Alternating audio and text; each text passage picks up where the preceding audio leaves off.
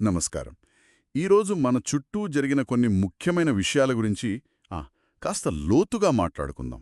నమస్కారం. అంటే వాతావరణం నుంచి అంతర్జాతీయ వ్యవహారాల దాకా, అలాగే మన దేశ భద్రత, చివరికి క్రికెట్ రూల్స్ వరకు చాలా అంశాలున్నాయి. అవును, అన్నీ ఆసక్తికరమైనవే. విడివిడిగా అనిపించినా ఒకదానికొకటి సంబంధం ఉంటుంది కదా. ఖచ్చితంగా. మరి మొదట వాతావరణంతో మొదలు పెడదామా? ఈ నైరుతి రుతుపవనాలు. హ్మ్, తొందరగా వచ్చేసాయట.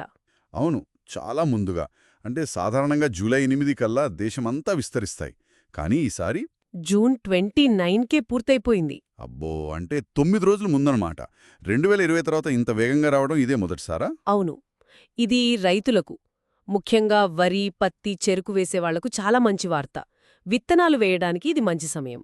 హ్మ్, జలాశయాలకు కూడా నీరు చేరుతుంది కదా. ఖచ్చితంగా డ్యాములు నిండటానికి ఇది దోహదపడుతుంది. అయితే అయితే ఏమైనా ఇబ్బందులున్నాయా? ఆ, ఉండొచ్చు.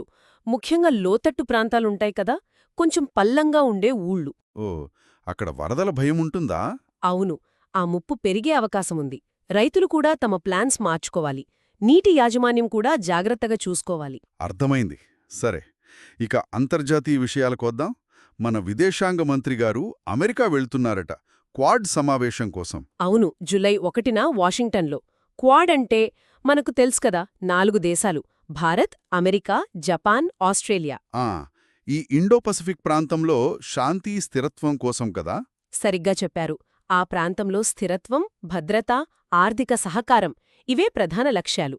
ఇది మార్చిలో జరిగిన లీడర్స్ మీటింగ్ కొనసాగింపులాంటిది. ఓకే, ఇదే సమయంలో ప్రభుత్వం ఆపరేషన్ సింధు అని కూడా ఒకటి చేసింది కదా, ఇరాన్ ఇజ్రాయెల్ గొడవలప్పుడు. అవునవును, చాలా ముఖ్యమైన ఆపరేషన్ అది.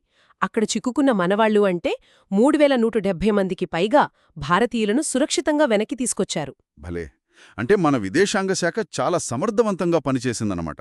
నిజంగా దౌత్యపరంగా, లాజిస్టిక్స్ పరంగా చాలా సమన్వయంతో చేశారు. విదేశాల్లో మన పౌరుల పట్ల మన దేశ నిబద్ధతకు ఇది నిదర్శనం.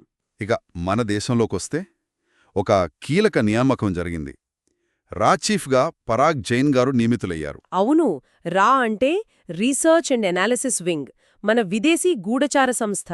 దీని ప్రాముఖ్యత ఏంటిప్పుడు? ప్రస్తుతం మన చుట్టూ ఉన్న భద్రతా పరిస్థితులు మారుతున్నాయి కదా. ఈ నేపథ్యంలో ఇది చాలా వ్యూహాత్మక నియామకం. దేశ భద్రతలో రా పాత్ర కీలకం. ఈయన 2 ఏళ్లుంటారనుకుంటా పదవిలో. అవును, 2 ఏళ్ల పదవీకాలం. అలాగే ఇటీవల మనం ఆపరేషన్ బ్రహ్మ, ఆపరేషన్ బ్లాక్ ఫారెస్ట్ గురించి కూడా విన్నాం. ఆ, అవును. బ్రహ్మ అంటే మయన్మార్లో భూకంప బాధితులకు సహాయం. కరెక్ట్. బ్లాక్ ఫారెస్ట్ అనేది ఛత్తీస్గఢ్ తెలంగాణ సరిహద్దులో నక్సల్ వ్యతిరేక ఆపరేషన్.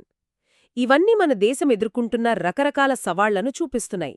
సరే, ఇన్ని సీరియస్ విషయాల మధ్య కొంచెం క్రికెట్ ముచ్చట్లు చెప్పుకుందాం. ఐసీసీ కొన్ని కొత్త రూల్స్ తెచ్చిందట. భలే ఆసక్తిగా ఉంది.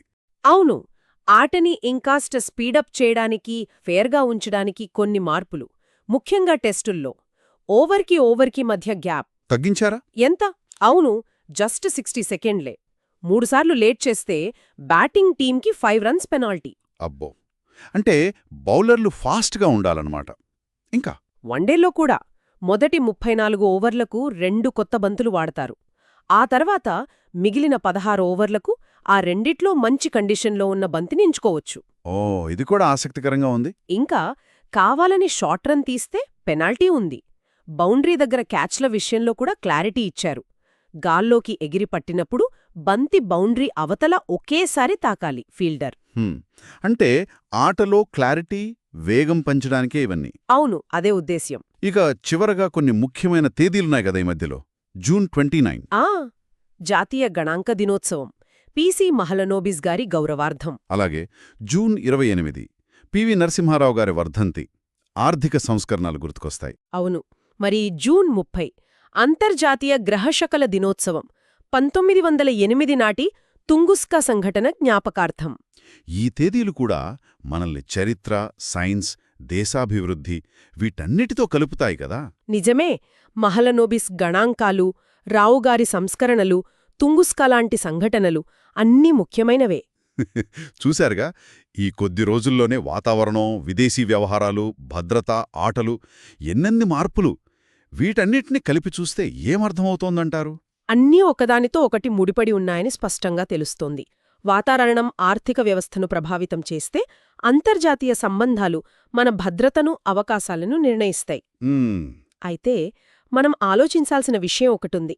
ఈసారి 9 రోజులు ముందుగా వచ్చిన ఋతుపవనాలు.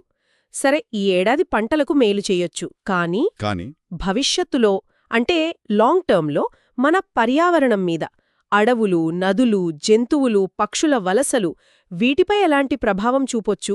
ఇది మనం లోతుగా ఆలోచించాల్సిన ప్రశ్న.